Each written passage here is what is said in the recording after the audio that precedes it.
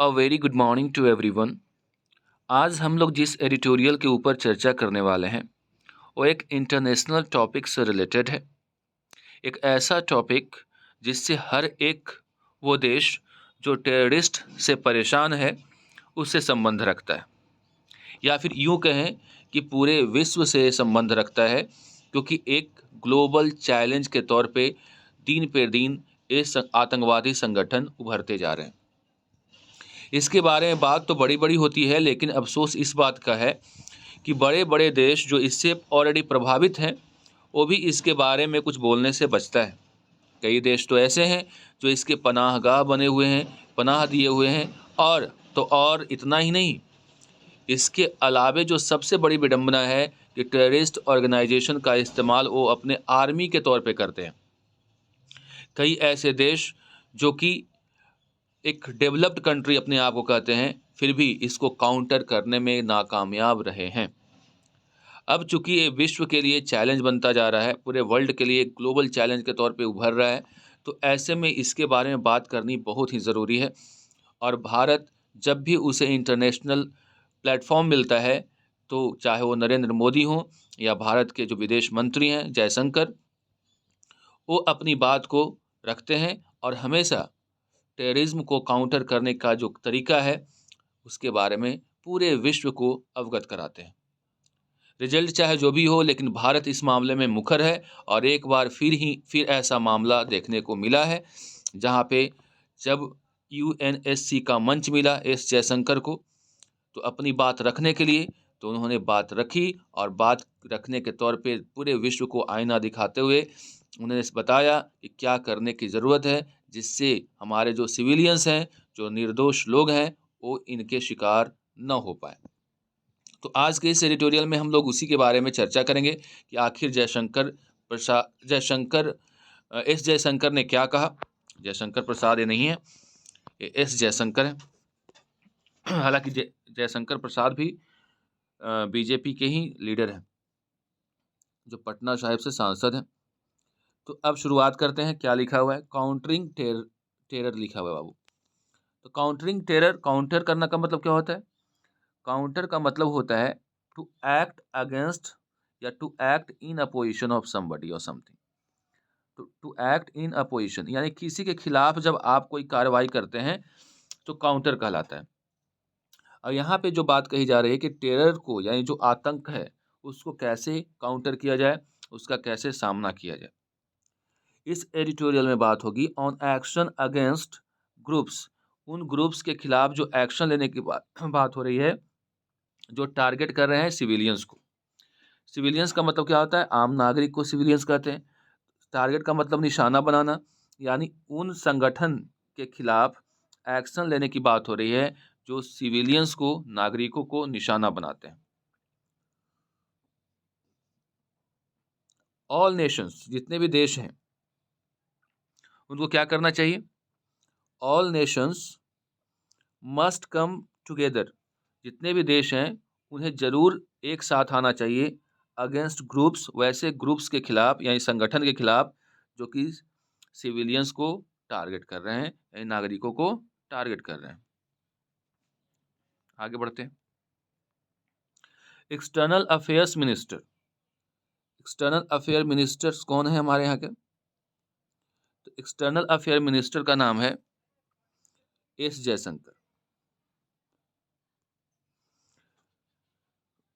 तो external affair minister S Jaishankar's listing of 4 hurdles to better counter terrorism cooperation, that is a state support for financing terror। यानी कहने का मतलब ये है कि भारत के जो एक्सटर्नल अफेयर मिनिस्टर हैं, उन्होंने 4 ऐसे हर्डल्स, हर्डल्स का मतलब क्या हुआ? हर्डल्स का मतलब होता है बाधा। 4 ऐसे बाधाओं की चर्चा की है जो कि टेररिज्म को काउंटर करने में वो कोऑपरेटिव साबित हो सकता है। और यहाँ पे जो दिखते हैं उसकी चर्चा हुई है। पहला, state support for financing terror, यानी स्टेट की तरफ से जो सपोर्ट किया जाता है टेरर फाइनेंसिंग में। मल्टीलैटरल मैकेनिज्म यानी मल्टीलेटरल का मतलब बहुपक्षीय, मैकेनिज्म का मतलब होता है तंत्र। जो बहुपक्षीय तंत्र हैं that are opaque and agenda driven. कई ऐसे तंत्र हैं जो कि क्या है, ओपेक है। ओपेक का मतलब उसका स्पष्ट इरादा आपको समझ में नहीं आता है और उसका एक पर्टिकुलर एजेंडा होता है। जैसे पीएफआई पे हाल फिलहाल में बैन किया गया, तो उसका जो एजेंडा है वो करना क्या चाह रहा है, वो कई लोगों के समझ से परे था। यानी वो जो काम कर रहा था वो एक एजेंडा के तहत भारत में कर रहा था।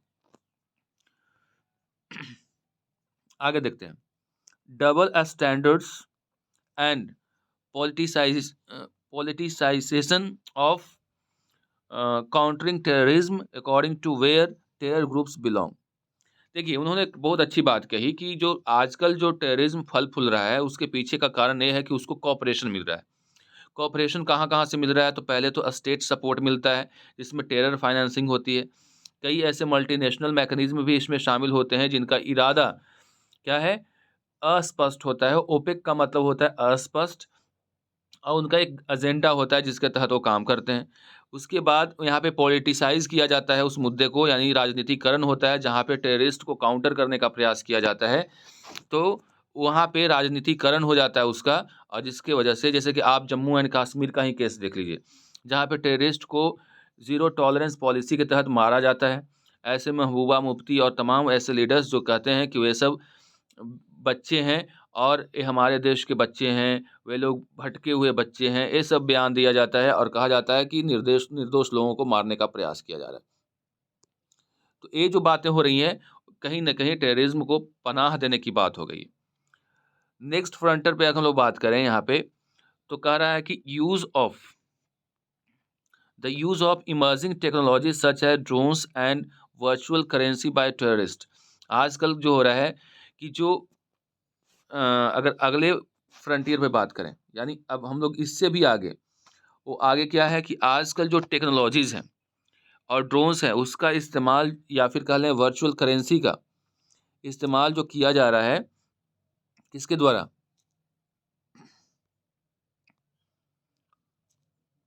वर्चुअल करेंसी का इस्तेमाल किया जा रहा है टेररिस्ट के द्वारा। वो अटेंशन की उस पे ध्यान देने की ज़रूरत है। नीड्स अटेंशन का मतलब क्या होता है? ध्यान देना। तो यहाँ पे ध्यान देने की ज़रूरत है। तो नीड्स अटेंशन यहाँ तक समझ गए? The focus of the UNSC, जो यूएनएससी है, यूनाइटेड नेशंस सिक्योरिटी काउंसिल, उसका एक स्पेशल फोकस की ज़रूरत है। और the focus of UNSC special briefing on Thursday, Thursday को एक ब्रीफिंग हुई। ब्रीफिंग का मतलब एक शॉर्ट में जो वार्तालाप हुई, इसका ग्लोबल काउंटर टेररिज्म अप्रोच नाम है। इस पे चर्चा हुई, यानी ये मुद्दा था कि वैश्विक स्तर पे हम लोग कैसे टेररिज्म को क्या कर सकते हैं, काउंटर कर सकते हैं। That was convened by India. ये जो एक ब्रीफिंग था, वो किसके द्वारा कन्वीन, या कन्वीन का मतलब होता है बुलाना, किसके द्वारा बुलाया गया था? भारत के द्वारा। Is well timed given that the global war on terrorism and sanctions regimes launched after 9/11 are in disarray। कह रहा है कि भारत के द्वारा यूएनएससी में एक स्पेशल ब्रीफिंग ऑर्गेनाइज किया गया थर्सडे को, जिसका जो टॉपिक था वो था ग्लोबल काउंटर टेररिज्म अप्रोच। और भारत के द्वारा एक बहुत ही सही समय पे ऐसी मीटिंग बुलाई गई, क्योंकि जो ग्लोबल वार ऑन टेररिज्म है एंड द सैंक्शंस का मतलब होता है प्रतिबंध, जो रेजिम्स लॉन्च्ड आफ्टर 9/11, 9/11 के बाद, यानी जो अमेरिका में घटना घटी थी, उसके बाद एक सैंक्शंस रेजिम्स लाया गया था। सैंक्शंस मतलब जो प्रतिबंध करने वाली जो कार्यकाल लाया गया था, वो लॉन्च हुआ था 9/11 में। वो अब डिसरे में है। एंड डिसरे का मतलब होता है वो अपने मुद्दे से भटका हुआ है, यानी उस पे कोई काम नहीं हो रहा है, यानी वो शिथिल पड़ गया है। यानी यहाँ पे कहने का मतलब ये है कि भारत सही समय पे ऐसे मुद्दे को उठाया है, क्योंकि जो 9/11 के बाद जो सैंक्शंस की बात हुई थी, प्रतिबंध लगाने की बात हुई थी, वो अब डिसरे में है, यानी वो सही से वर्क नहीं कर रहा है, यानी वो बिल्कुल ही उसे भुला दिया गया है, ऐसा कह सकते हैं। In there has to exist Afghanistan, यानी अफ़गानिस्तान में 2000 पता होगा कि अमेरिका पहले वहाँ पे पूरा कब्ज़ा किए हुए था, अपनी आर्मी को वहाँ पे डिप्लॉय किए हुए था, लेकिन जल्दीबाजी में वो अफ़गानिस्तान से निकल गया। तो वही एग्ज़ाम्पल यहाँ पे दिया गया है जयशंकर के द्वारा। In haste to exit Afghanistan in 2011, for example, the UNSC's permanent members, the US and the UK, struck the biggest blow to the sanctions regime by holding talks with Taliban. कह रहा है कि 2021 की घटना है, जब बहुत जल्दीबाजी में अमेरिका यहाँ से भागा अफ़गानिस्तान से, और वहाँ पे जो यूएनएससी के परमानेंट मेंबर हैं, सोचिए यूएस और यूके, वो इसको जोरदार झटका दिया। स्ट्रक द बिगेस्ट ब्लो का मतलब होता है जो सैंक्शंस था, यानी सैंक्शंस रिजीम जो बनाया गया था 9/11 के घटना के बाद, इसको ये जोरदार झटका दिया by holding talks with the Taliban, Taliban से बातचीत करके। जिस तालिबान के खिलाफ अमेरिका हमेशा से बोलता रहा है, यूनाइटेड नेशंस हमेशा से बोलता रहा है, और उसके साथ आप वार्तालाप कर रहे हैं, ऐसा करके यूके और यूएस ने बहुत ही बड़ा झटका दिया है। जो सैंक्शंस रिजीम था उसको ये कहने का प्रयास किया जा रहा है। ईजिंग देयर मतलब आसान बना दिया गया पाथ, यानी उनके पाथ को और क्या कर दिया गया, आसान कर दिया गया। To power in Kabul, Kabul पे कब्जा करना और सत्ता संभालने के लिए। एंड लेटिंग देयर हैंडलर्स, और उसके हैंडलर्स जो पाकिस्तान में बैठे हुए हैं, ऑफ द हुक, यानी उसको स्वतंत्र कर दिया। यानी कहने का मतलब ये हुआ कि ऐसा करके अमेरिका ने बहुत ही बड़ी गलती कर दी है, बहुत ही बड़ा झटका दिया गया था। जिस तालिबान के खिलाफ हमेशा से लड़ता रहा है, ये जानते हुए कि एक आतंकवादी संगठन है, उसके लिए एक रास्ता तैयार कर दिया, उसका रास्ता आसान कर दिया काबुल में शासन करने के लिए, और जो पाकिस्तान में उसके हैंडलर्स बैठे हुए हैं उनको स्वतंत्र कर दिया। ये सारी बातें कही गई। सेकंड, दूसरी बात अगर हम लोग देखें, as mister Jaishankar has pointed out, जैसा कि मिस्टर जयशंकर ने पॉइंट आउट किया है, यानी हाईलाइट किया है, अ P5 कंट्री, P5 कंट्री जो हैं वैसे कंट्री हैं जो कि यूएनएससी के परमानेंट मेंबर्स हैं, जिसमें आप देखेंगे तो P5 में चाइना भी है, चाइना हो गया, यूके हो गया, यूएस हो गया, फ्रांस हो गया, फिर आप देखेंगे रूस भी है इसमें। तो यूके, यूएस, रूस, चाइना, फ्रांस, ये 5 कंट्रीज़ हैं जो कि परमानेंट मेंबर्स हैं, इनको P5 कहा जाता है। ठीक है, तो P5+1 ऐसा नाम है इसका। इसमें एक जर्मनी को भी ऐड किया गया है, लेकिन वो परमानेंट मेंबर के तौर पे है, मतलब उसको ऐड किया गया है बाद में। तो P5+1 कहा जाता है। ऐसे P5 में जो परमानेंट मेंबर्स हैं वो यही हैं, चाइना, अमेरिका हो गया, यूके हो गया, फिर फ्रांस हो गया, और इधर है रसिया हो गया, या रूस हो गया। तो यहाँ पे जयशंकर प्रसाद ने, फिर से मैंने प्रसाद बोला, मिस्टर जयशंकर ने कहा कि जो P5 कंट्री हैं जिसमें चाइना भी है, to block the designation of Pakistan based terrorism including 5 named this year. फिर से देखते हैं इसको कि P5 कंट्री हैं to block the designation of Pakistan based terrorism including 5 named this year from LET। यहाँ पे LET का मतलब ये समझिएगा, एक आतंकवादी संगठन है, और JEM कहाँ, ये पाकिस्तान का है। यानी इस बार इसके जो डेजिग्नेशन को ब्लॉक किया जाना था। ठीक है, जैसे मोहम्मद, JEM जैसे मोहम्मद है। Finally instead of uniting to accept India's proposal of 1996, the comprehensive conversation on international terror to institute global practices on countering terrorism, the P5 countries are hopelessly polarized and irrevocably so over Russia war in Ukraine। अब यहाँ पे कहा जा रहा है कि जो P5 countries हैं, इंस्टीड ऑफ ब्लॉकिंग दिस, यानी यहाँ पे भारत का जो प्लान था, जिसके अंतर्गत एक प्रपोजल आया था कि 1996 के तहत कि जो टेररिज्म है, जो इंटरनेशनल टेररिज्म है, उसको क्या करना, उसको टैकल करने के लिए एक संस्था का स्थापित करना, ग्लोबल प्रैक्टिसेस बहुत ज़रूरी है। लेकिन क्या हो रहा है यहाँ पे कि जो P5 कंट्रीज़ हैं वो आपस में ही पोलराइज़्ड हैं। पोलराइज़्ड कहने का मतलब होता है बटा हुआ होना। जैसे आप जानते हैं कि ये जो इरेवोकेबली है, इरेवोकेबली जिसको रोका नहीं जा सकता है, कैन नॉट बी कंट्रोल, ये जो आपस में जो बँटवारा हो गया उनके बीच में, वो किसकी वजह से हुआ है? जो रूस और यूक्रेन का भी जो युद्ध चल रहा है उसके वजह से। जैसा कि आपको पता है कि यूक्रेन के सपोर्ट में अमेरिका आ चुका है, ठीक है? वहाँ अगर हम लोग चाइना की बात करें तो चाइना रूस के सपोर्ट में आ चुका है। तो जो 5 जो कंट्रीज़ हैं, जो कि यूएनएससी के परमानेंट मेंबर्स हैं, वो आपस में ही बँटे हुए हैं। तो जब ये आपस में ही बँटे हुए हैं तो इंटरनेशनल टेरर को टैकल करने के लिए किसी ऑर्गेनाइज़ेशन में एक साथ कैसे आ सकते हैं? गिवन द सिनेरियो, ये सिनेरियो को देखते हुए new दिल्ली's attempt at highlighting the issues during the last few weeks of the 2-year UNSC tenure was apt। अब आप जानते हैं कि भारत जो है यूएनएससी का परमानेंट मेंबर नहीं है, तो उसका आखिरी 2 ईयर था ये, जो 2 साल उसको मिला था उसके कुछ वीक्स बच गए हैं। तो ऐसे कंडीशन में यूएनएससी में उसका जो टेन्योर है उसके उसके अंत में ऐसा अगर कोई इश्यू उठाया गया है, हाइलाइट किया गया है तो बहुत ही ज़रूरी है और सही है। As it built up to the briefing with conference in India, including a UN counter-terrorism committee meeting, the no money for terror conference and an Interpol conference।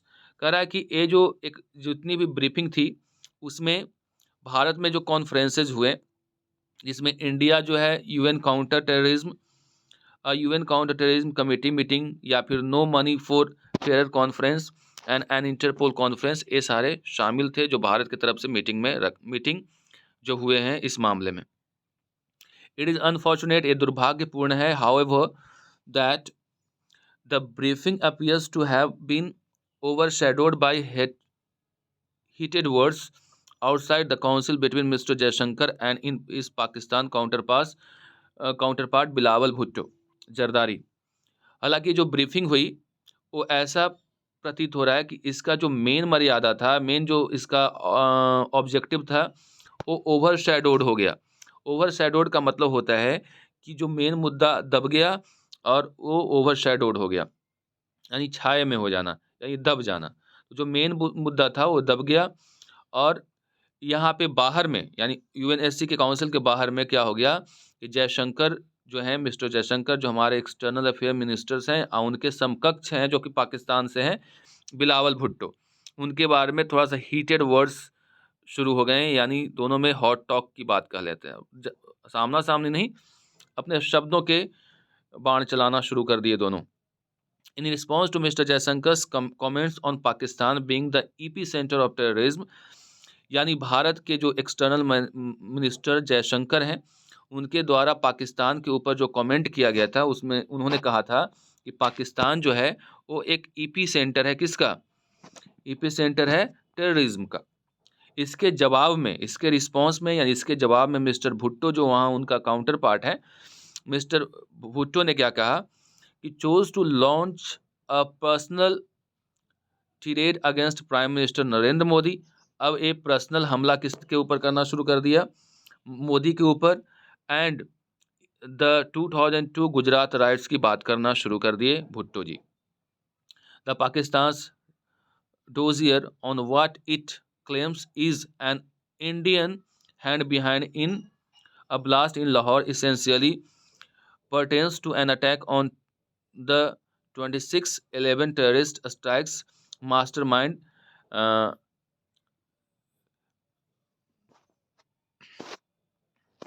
LET जो संगठन है वहाँ का chief Hafiz Saeed is equally telling about Pakistan government's regard for him as well as desire to muddy the global narrative on terrorism. अब यहाँ पे कहा जा रहा है कि जब भारत ने आरोप लगाया कि जो टेररिस्ट का या टेररिज्म का एपी सेंटर पाकिस्तान है, तो उसके जवाब में भुट्टो ने पर्सनल कटाक्ष करते हुए प्राइम मोदी को ही टेररिस्ट के श्रेणी में ला दिया और गुजरात राइट्स की बात की। साथ ही उन्होंने ये भी कहा जो पाकिस्तान में जो भी है डोजियर है, वहाँ के जो क्लेम करने वाला जो है, यानी जो क्लेम करना मतलब उसने क्या किया है, दावा किया है कि जो लाहौर में घटना घटी आतंकवादी संगठन वाली, वो भारत का उसमें हाथ है। यानी कुल मिलाकर ये कहें कि वहाँ जब भारत ने उसे कहा तो उसने उन्हें हम लोगों को कहना शुरू कर दिया। ठीक है? तो यहाँ तक तो हो गया। The government would be better served by not taking the bait, the focusing instead on the task at hand, reinvigorating the global agenda and counter-terrorism architecture by emphasizing the need for unity on the issue। कह रहा है कि जो सरकार है would be better served by not taking the bait, यानी इस मामले में अब जो है कोई इंतजार की ज़रूरत नहीं है। इसको फ़ोकस करना चाहिए जो टास्क उसके सामने है, यानी जो कार्य उसको मिला है उस पे काम करना है। री इनविगोरेटिंग, री इनविगोरेट का मतलब होता है फिर से उसको ज़िंदा कर देना, यानी फिर से उस पे काम करना शुरू कर देना, यानी फिर से इसको बढ़ाना। The global agenda and counter terrorism architecture, फिर से जो ग्लोबल है, वैश्विक एजेंडा है जिसके अंतर्गत आपको टेररिज्म को काउंटर करने के लिए एक ऐसा आर्किटेक्चर बनाना है, यानी एक ऐसा प्लान बनाना है। By emphasising the need for unity on the issue, इस मामले में जोर इस बात पे होनी चाहिए कि लोग जितने भी देश हैं वो यूनाइटेड रहें, जितने भी देश हैं साथ साथ जितने भी ऑर्गेनाइजेशन हैं इस मामले में यूनाइटेड रहें।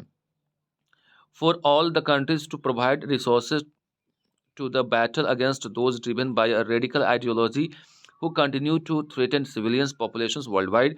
इसमें करना क्या चाहिए कि जितने भी देश हैं उसमें अपने रिसोर्सेज का इस्तेमाल इनके खिलाफ करना चाहिए, इनके बैटल यानी युद्ध के खिलाफ करना चाहिए। वैसे लोग जो रेडिकल, जो कट्टरवाद से के आइडियोलॉजी के कारण लोगों की जो धमकी देते हैं या डरा करके रखते हैं, या फिर वैसे सिविलियन जिसको मौत का घाट उतार रहे हैं पूरे विश्व में, उनके खिलाफ एकजुट होकर के कार्रवाई करनी चाहिए। यही कहानी है इस एडिटोरियल की। तो आज के एडिटोरियल में बस इतना ही, मिलते हैं अगले एडिटोरियल में। Till then goodbye and take care.